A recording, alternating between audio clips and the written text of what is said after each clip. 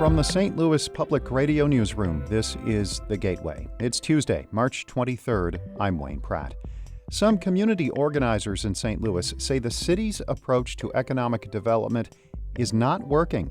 They say residents need to have a bigger say in what happens in their neighborhoods. Include me, include the community, include the single parent, include the homeless person, include me. St. Louis Public Radio's Corinne Ruff will have that story in just a few minutes.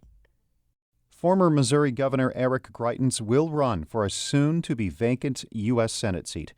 As St. Louis Public Radio's Jason Rosenbaum reports, the Republican, who resigned amid personal and professional scandal, is the first of a number of GOP members expected to enter the contest to succeed Senator Roy Blunt. Greitens made the announcement of his candidacy on Fox News, touting his brief tenure as governor and his experience in the military as a drawing point for his bid. The people of Missouri need a fighter in the United States Senate. They need somebody who's going to go, as I will, as I'm committed to do, to defending President Trump's America First policies. Greitens served as governor for about a year and a half before he resigned amid a litany of personal and campaign finance-related scandals.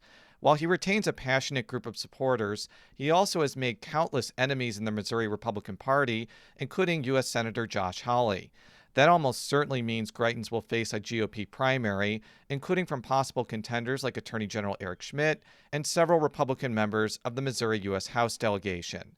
I'm Jason Rosenbaum, St. Louis Public Radio. Another prominent name in Missouri politics will not seek Senator Blunt's seat. Lieutenant Governor Mike Kehoe says he will focus instead on running for governor in 2024.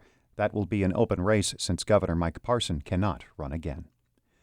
States that rushed to expand eligibility for COVID-19 vaccinations early are not experiencing higher vaccination rates. The Associated Press reports places like South Carolina, Florida, and Missouri have vaccinated smaller shares of their populations compared to states that kept more restrictions.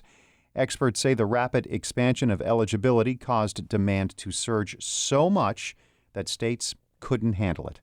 People's hesitancy to get vaccinated, poor public communication, and unpredictable shipments also slowed down early vaccination efforts.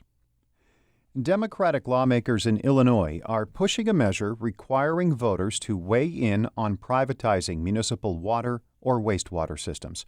As Hannah Meisel reports, utility watchdogs say privatization is increasing water bills by up to 70%. In dozens of towns and cities across Illinois, private water companies have bought up municipal water and wastewater systems. New research from the Illinois Commerce Commission shows in those municipalities, customers' water bills are anywhere from 30 to 70% higher than surrounding areas without privatized water systems. State Senator John Connor, a Democrat from Lockport, says at the very least, voters should weigh in via referendum before a town sells off its water system. Here's the problem. Private water companies have a monopoly once they buy a system. And just like quicksand, it's very easy to get into a private water system, but almost impossible to get out. Connor's proposal would make it impossible for a private company to buy a town's water system without a majority of residents voting yes. I'm Hannah Meisel.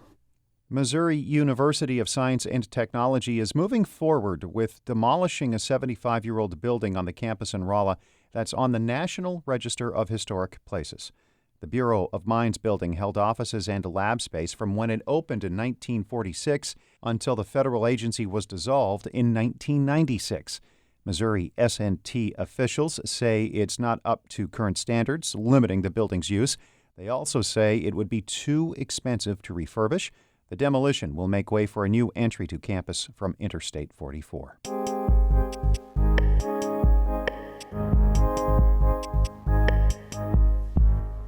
The St. Louis Development Corporation has been talking about a more equitable approach to give residents more of a say in development. Many say the top-down approach the city has taken for decades leaves many neighborhoods severely neglected, especially on the north side. As St. Louis Public Radio's Corinne Ruff reports, groups already working on inclusive development in neighborhoods are hoping the issue is at a turning point. A few blocks south of Hyde Park, along Mallinckrodt Avenue, there's a lot of construction going on these days. Contractors are gutting a row of old apartment buildings that have been vacant and boarded up for years. This is two of our properties that we are really looking forward to selling to a first-time homeowner. Michael Woods is the co-founder of the nonprofit Dream Builders for Equity, and he also lives in the neighborhood. He hopes fixing up these former nuisance properties will help draw people back to this part of town. The goal is to do 5 rehabs a year for the next 5 years, including an old daycare center down the block. They also offer free home renovations for seniors living in the community. But Woods says it's about more than just fixing up buildings. They're also providing jobs for minority contractors and young people. We want to be able to see our impact. So when you come to the street on Mallinckrodt, you will be able to see a transformation. And we want to be sure that we are leading that transformation and we're doing it in an equitable way. He's working closely on all of these changes with the neighborhood association, which helped him get the properties and told him what residents needed. All of this is a new type of strategy for community development that Woods hopes catches on across St. Louis. The city's development arm is pivoting toward a neighborhood approach, and Woods says part of his goal is to create the perfect model for them to replicate. We're able to say, like, okay, this is what it looks like when you engage the right people, when you engage the community. This is what it looks like when you have people who are from the community participating and uplifting the community. Other St. Louis organizations are also working on inclusive development. Dara Eskridge is the executive director of Invest STL. The organization helps community leaders and developers work together on neighborhood change, with a focus on racial equity. She says the city has no choice but to switch up its strategy because what it's done in the past isn't working. She says now is a critical moment. Where we've got like this small window of opportunity to make really big, bold, almost like history rectifying change. But we have to be willing to kind of step through that opening. But the other part of it is whether or not our conventional power brokers and structures agree that this is something we should do. The fact is, it is an imperative for our region's growth. Eskridge says part of the problem is that many residents, especially in predominantly Black neighborhoods, have had traumatic experiences with development. It's felt extractive instead of collaborative, she says, and it's hard for people to trust the city now. Eskridge says residents need to lead the way forward. Another organization called We Power is helping residents figure out how to do that. Third Ward resident Shamia Reese says working with the organization last year helped her figure out how to talk about development in her community more effectively. Because some of these emotions have been bottled up for so long. When they come out, it's just like a volcano that's just erupted. And so you can't distinguish between the passion, the anger, the hurt, or if they really want to make change. Reese feels like she's been left out of the conversation for a long time. And while she's hopeful about the city's new approach, she has one main request. Include me, include the community, include the single parent, include the homeless person, include me. Back in Hyde Park, Fatima Muhammad isn't waiting for others to come around.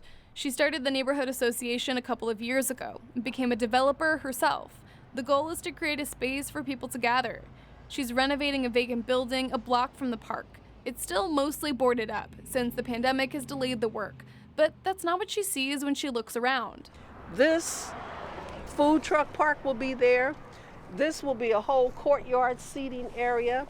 This will be the art exhibit area. Our beehive. Muhammad calls this apiary at the park. Inside, it will house the Be Well Cafe, a co-working space, a test kitchen for food entrepreneurs, and apartments on the second floor. She says things are finally changing in the neighborhood. Well, it's not coming. We're making it happen. Ultimately, whether the city commits to inclusive development or not, these community organizers say they'll keep pushing for residents to lead the change in their neighborhoods. I'm Corinne Reff, St. Louis Public Radio. Our Maria Altman edited that report. Shula Newman is the executive editor of St. Louis Public Radio. Music by Ryan McNeely of Adult Fur. We are a member-supported service of the University of Missouri St. Louis. I'm Wayne Pratt. From the St. Louis Public Radio Newsroom, this has been The Gateway.